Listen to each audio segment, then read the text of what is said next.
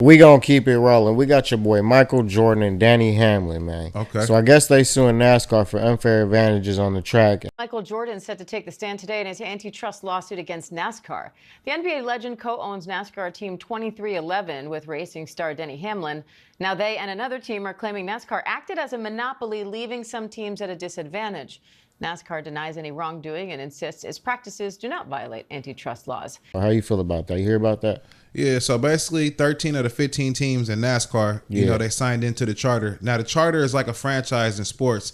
So, you get money every race. You get a certain amount of, profits. Promotions, sponsors, and stuff like that. So, Jordan and them, they didn't sign.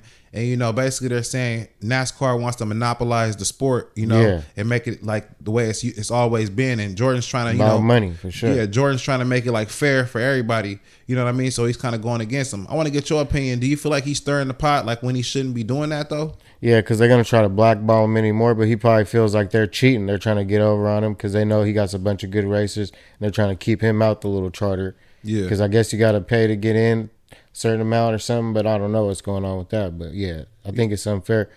Everybody should be at the same level. Nobody should have any advantages.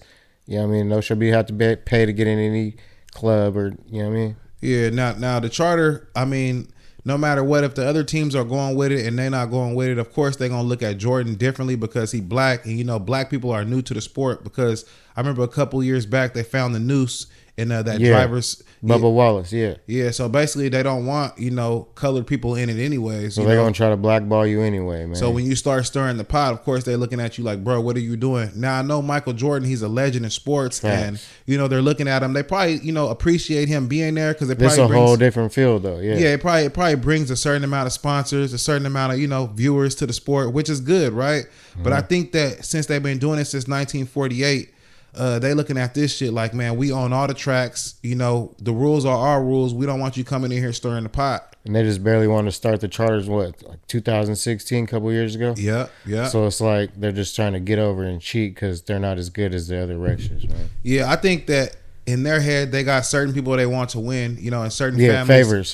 Favors. Yeah, certain legacies that they trying to stand behind. So for sure. Jordan is seeing that, and he's like, man, I'm not finna let y'all, do that. Y'all monopolizing it, and I'm not having no way to win or get any more money or advance in the sport because y'all is doing this. You know what I mean? And the fact that a real racer like Danny Hamlin standing behind him, that means something fishy going on. You know what I mean? Yeah, for sure. So he feels the same type of way, man. Yeah, it's been going on. Like, racism in NASCAR, it's been there a long time. No, for sure. Confederate flags, all that and type I'm of stuff. surprised they let him in there, but, man, you got to go by the same rules that everybody else does, man. Off top, man. Shouts out to everybody we mentioned, man. Best of luck in that situation. Yeah.